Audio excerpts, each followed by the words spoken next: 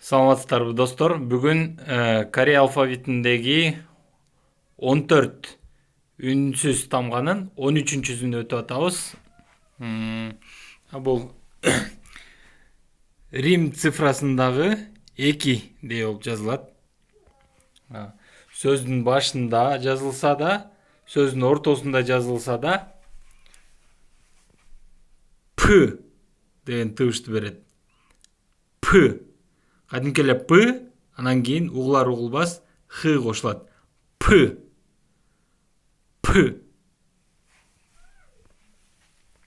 Муундун түбүндө жазылса, кадимки эле П деп эле окулат. Кана эмесе, өткөн сабактарда кылып эле биз кайталап көрөлү. Сөздүн ичинде кандай жазылат көрөлү. Мына карагыла, бул жерде 4 тамга турат. Кызыл менен жаңы өтүп аткан тамга, көктөр менен өтө элек тамгалар, жашыл менен болсо өткөн тамга. Па до. Па до. Толкун. Анан кийинкиси по до. По до. Жүзүм.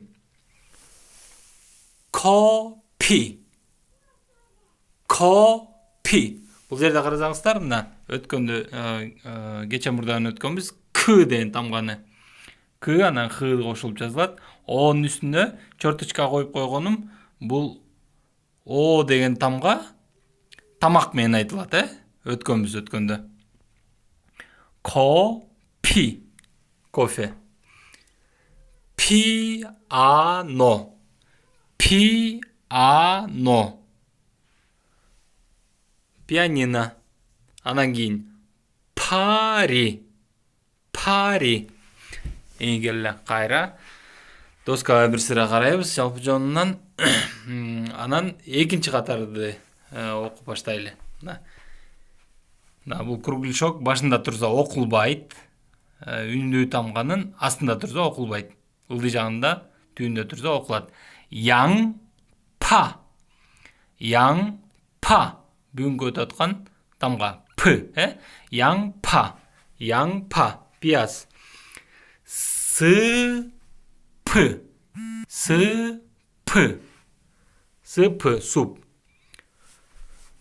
Нун. Ны. У. Ны.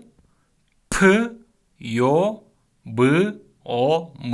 Bunun көңчөсүн өтүп турбуз, Нун пёбом. Нун пёбом. Илбирс. Йонпил. Йонпил. Карандаш. Слипо. Сы. ы. ыл. Катар менен турса ыл деп окулат эки тең эле. Анан и. Бүгүнкү өтүп аткан П. Анан О. Слипо. Слипо. Тапочки. Домашние тапочки. Келе эми башынан баштап биз сөздөрдү кайра кайталап көрөлү. Мен айтайын, силер менин аркаман кайталагыла. Мен бир аз пауза кылам. Биринчи сөздөн баштайлы.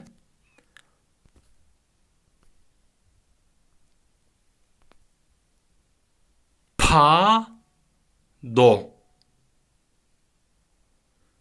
По до. Копи. Пиано. Пари. Экинчи катарга өтөлү. Яң па. Яң па. Кийинки сөз сып. Сып.